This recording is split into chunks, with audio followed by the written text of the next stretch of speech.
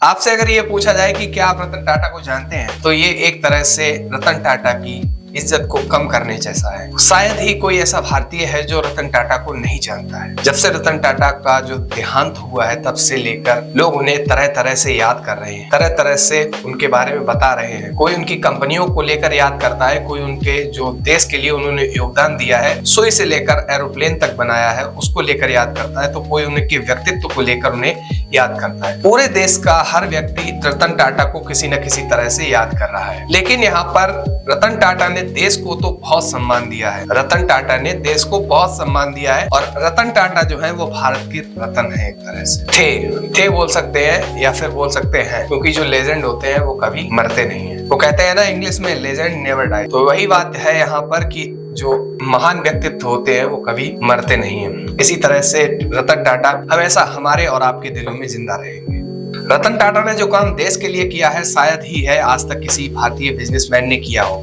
रतन टाटा ने सबसे पहले देश का देखा, मतलब देश को देखा कि देश को जरूरत क्या है। उन्होंने अपना फायदा नहीं देखा। अगर हम देखेंगे कि रतन टाटा ने कितना दान दिया है, तो आज के समय के अडानी और अंबानी एक और नए तैयार हो सकते हैं अगर जो रतन टाटा ने जितना दान दिया है। मतलब उतना सपना देखते हैं जो बिजनेसमैन होते हैं। वो कहते हैं कि मेरे पास अगर इतना रुपया हो जाए तो मैं अमीर बन जाऊं, मैं एक बिजनेसमैन बन जाऊं, मैं भारत का सर्वश्रेष्ठ या फिर सर्वश्रेष्ठ की कैटेगरी में आ जाऊं बिजनेसमैन। लेकिन रतन टाटा ने जितना दान दिया है, जितना रुपया दान कर दिया है गरीबों में, या भारत के ऊपर, भारत के उन बच्चों के ऊपर, या फिर बोल सकते हैं भारत में टैलेंट लाने के लिए जो रुपए खर्च कर दिया, जितना रतन टाटा ने किया है, शायद मेरे हिसाब से किसी ने नहीं किया होगा।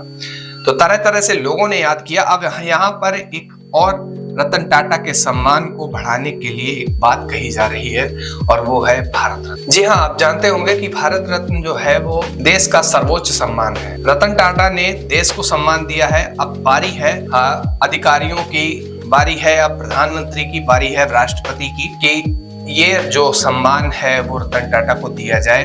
रतन टाटा को भारत रत्न देने की मांग उठ रही है। सोशल मीडिया पर कई बार ये पोस्टें सामने आई हैं, बीच में तो ट्रेंड भी कर गया था कि रतन टाटा को भारत रत्न देना चाहिए। भारत रत्न जो है वो देश का सर्वोच्च सम्मान है। आपको क्या लगता है, रतन टाटा जी को भारत रत्न देना चाहिए या फिर ये भी उनके सम्मान के लिए छोटा है? क्या होना चाहिए, क्या नहीं होना चाहिए? रतन टाटा जी के बारे में आप क्या सोचते हैं, नीचे कमेंट बॉक्स में हमें जरूर बताइए। बहुत बहुत धन्यवाद। बने रहिए INDC नेटवर्क के साथ। मिलते हैं नई खबर के साथ।